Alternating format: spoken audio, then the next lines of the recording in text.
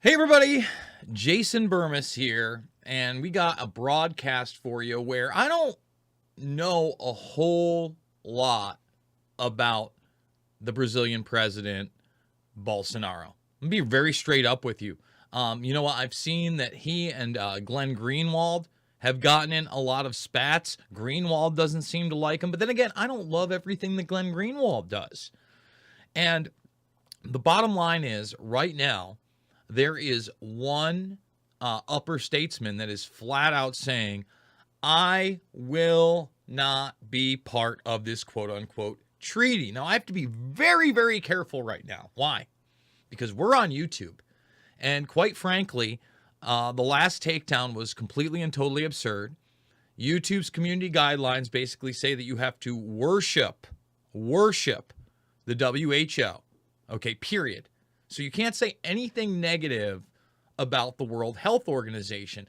And so what I'm going to do here is I've got a ton of different clips, okay, that I want to play. And I want to talk about Bolsonaro. And I want to show you in one of the clips how the media has portrayed this quote-unquote treaty that is happening in Geneva, coinciding with the Davos crew. And I want to talk about blockchain. And I want to talk about the future of banking. Okay, all these different things. And at the same time, really take Bolsonaro to task because, you know, he was just meeting with Elon Musk. And the way the media portrayed that is completely ridiculous as well, because Elon Musk is now putting up Starlink there, which is really one of those Trojan horse civilian systems of the military-industrial complex. Now, I want to believe that Bolsonaro is a very good guy. I don't know that. But I do like what he's doing here. And quite frankly, I can't even play the clip of Bolsonaro saying that he will not join the treaty. But we will play it once we leave YouTube, and now you have the choice. That's right. First of all, thank you. If you're just tuning in, thumbs it up, subscribe, share. We still need you over here on YouTube. All the documentary films, they're free here. Okay, it's a great place to be. But we're going to be at Rockfin, and we're going to be rumbling. We're at Rockfin, and we're rumbling. So when this cuts off, because we are going to have other clips that we have to play, that's where you need to go for the rest of the broadcast. And we are putting up audio versions of this, sometimes streaming live for callers to call in, and putting up vidcasts over at Podbean. You can support me over at Buy Me a Coffee. The link is down below. But let's just start getting into it, okay? First of all, Rick Scott has introduced a bill to limit the powers of the WHO. Now, he's saying, quote unquote, dangerous globalist overreach. I can't say that on this platform. I'm putting that out there. We'll go into it on the other thing. Media Matters. Right-wing media push conspiracy theory that U.S. is giving up national health policy sovereignty to the World Health Organization. Okay? All right? Now, I want you to think about this.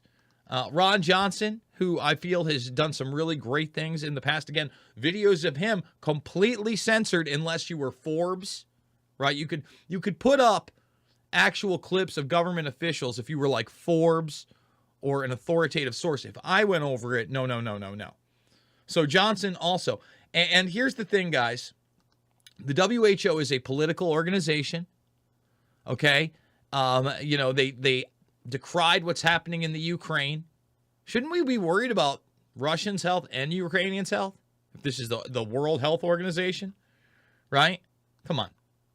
And I know that a lot of people are talking about the withdrawal of a dozen of Biden's sovereignty amendments to this, but they tell you already that they may revisit them later, and this won't be drafted up and discussed again until July. You see how they take these steps, right? So the media portraying Elon Musk as a supervillain in Gizmodo because he met with Brazilian bad boy Bolsonaro. Okay? And again, this is really a business transaction, a military-industrial complex transaction to connect rural areas to at least Starlink systems. And now our military-industrial complex always has a back door into the Bolsonaro-verse, whether he realizes that or not. Okay, I want to put that out there, 100%. And, you know, Brazil has ended their emergency as the WHO is saying it is not over. Now, I'm going to be very careful because we love the WHO. They're the best. In fact, I'm a big WHO fan. When we're talking about the 70s rock group, that's where I'm a big WHO fan. I love the WHO. I really do.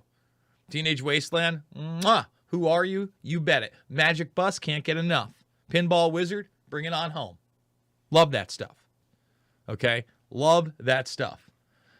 This is, so, again, there's a clip that I can't show you here. We're going to be showing a lot of clips. We're going to be going over some other stuff that we can do on YouTube, okay?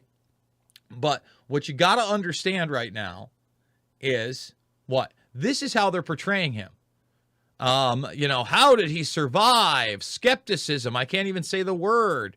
It's basically all, Bolsonaro downplays threat. He downplays you-know-what-a-cron. Again, he's horrible, this Bolsonaro. I just can't believe he's making these decisions, right? So I also would be remiss. Again, don't know that he's a great guy, but that he did survive a stabbing. Okay? I'm just saying the judge, acquitted the guy that stabbed him, by the way. That's how, think about that. This guy stabs the president of your country and he gets acquitted. Just want to point that out there as well. Wow. So what we're going to do now is we're going to play this clip from the mainstream media. And, it's basically all these fact checks you see on USA Today. It's parroted. But we're going to play this clip. And I want you to understand a few things, okay? On May 22nd, the World Health Organization will meet in Geneva to discuss how to best respond to future pandemics. Among the ideas is a U.S. proposed amendment to improve ways of detecting, reporting, and responding to public health events worldwide. So let's just stop there. You notice that the amendments to these things are proposed by the United States. Okay, see, we proposed them. And you saw that a dozen of those proposals have now supposedly been taken out of the draft, these amendments, right? But they may revisit them later. And I assure you, they will repackage and revisit all of them later. Some social media users are referring to this as a pandemic treaty and are using the hashtag #StopTheTreaty to voice their opposition to the amendment. On a podcast hosted by Steve Bannon, former Minnesota Representative Michelle Bachmann claimed the amendment could give the WHO control over the United States. Several Verify viewers emailed us to ask about these claims. So let's verify. Wow, we had people ask.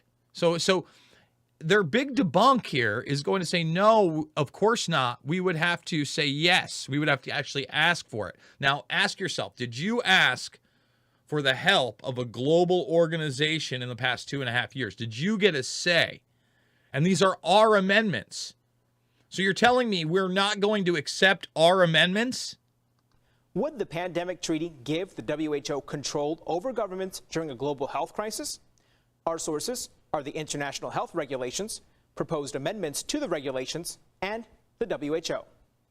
The International Health Regulations are part of an international law that outlines the responsibilities of WHO member countries, like the U.S., when there's a public health emergency.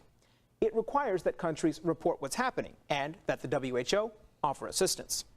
Earlier this year, the U.S. proposed several amendments to the regulations based on what we learned during the COVID-19 pandemic. They include adding early warning criteria, a request to provide genetic sequence data, and outlines a time frame for when and how countries can ask the WHO for support. See, we have to ask. And we've never asked before. And by the way, that's just some of it. It doesn't say that's all that's included. I mean, the whitewash on some of these things is out of control. But again, do you get to vote on this? And that's what you're seeing with Ron Johnson and Rick Scott saying, hey, wait a minute. Whoa. Even if these supposed amendments are gone, you may revisit them. Let's see what the response is again. It does not give the WHO authority over member countries. The amendment repeatedly states that countries can reject the WHO's assistance. So, no, the pandemic treaty would not give the WHO control over governments during a global health crisis. So, again, what's the mechanism to reject? And why wouldn't we accept if the amendments are ours. You understand? And that's going to move me to the Davos end of this, okay?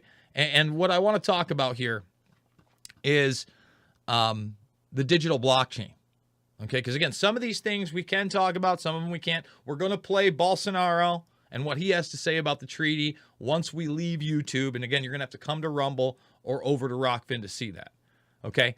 But what I want people to understand is that here they're at Davos talking about what?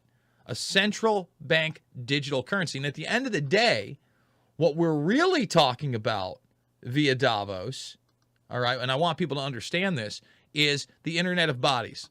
If I type in Internet of Bodies, WEF, this is a RAND Corporation video. This is why a lot of the times I reference this RAND Corporation brain-computer interfaces document, because it's all the same thing.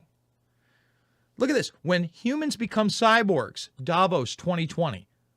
Okay, and by the way, this woman, she just gave a TED Talk. We've played this video on the show a couple times on get ready for the Internet of Bodies.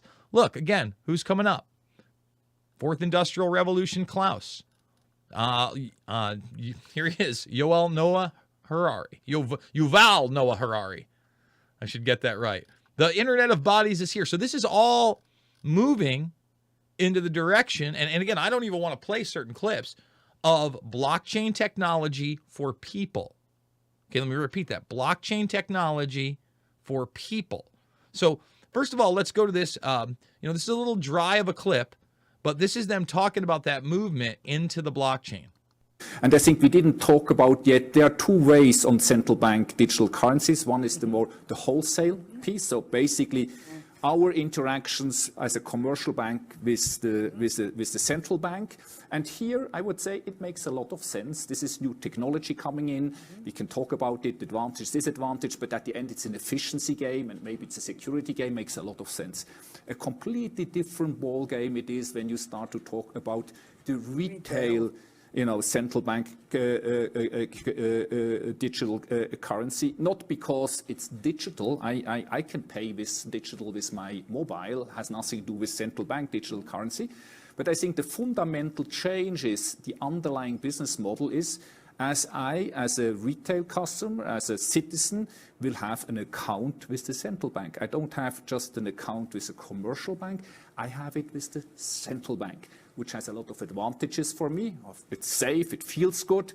It's safe and it feels good. Blockchain technology, folks, okay? And I want to repeat this. Why are they looking at things like Ripple, XRP?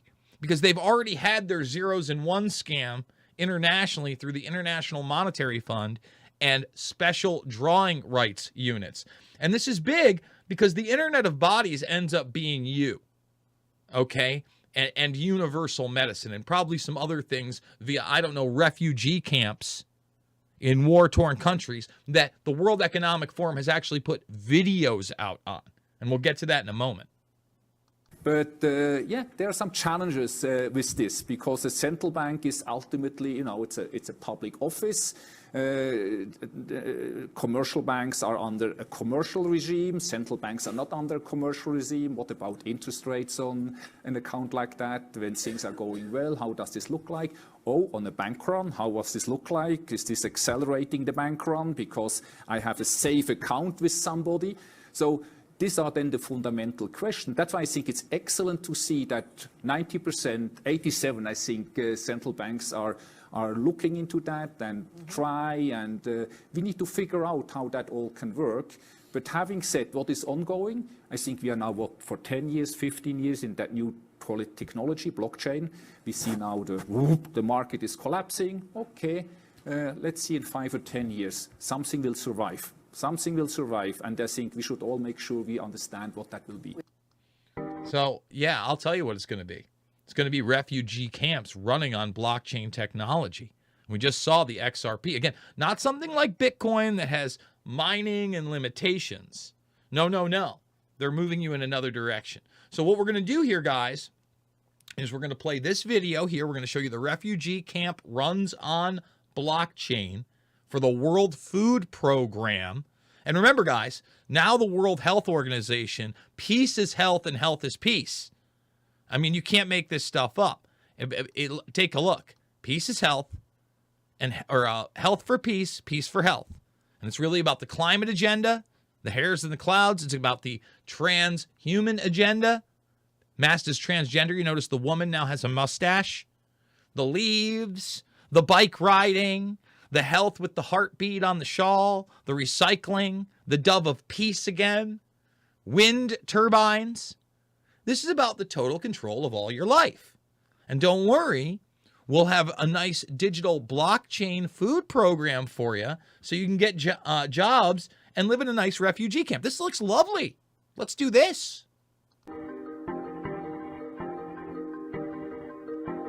I mean, look at this. They shop at supermarkets without physical money. Isn't that great? Oh, and they give up their biometric data when they look into cameras. That's great. There's an iris scanner that connects them to their World Health Food Program account. See, this is the Internet of Bodies. Let me repeat this. The Internet of Bodies. And on the other side, when Bolsonaro says no and why, we can get a little deeper. And then we can show you the Pfizer CEO talking about certain medications that are part of the Internet of Bodies. Okay? Oh, look at these. They find work for them, the blockchain will. Oh, and it'll store your digital identity. Great. No need for paperwork for passports, exam certificates, financial histories, or, you know, things that are destroyed during conflict and seized by hostile governments. We'll just give you direct aid to the refugees. And we'll take away all those transaction fees. Let's centralize power with the blockchain. See? No need for cash or a bank account, especially cash. You could just have the World Food Program account right to your blockchain. Isn't that great for humanitarian aid? The WEF loves us. Okay. So here's the deal, guys. The links are down below to support me and to link up to where we're going. You can either come over to the Rockfin, where you can tip Ski and Hutch. You can also help the broadcast. And we're also now on Rumble. But I can't play this video.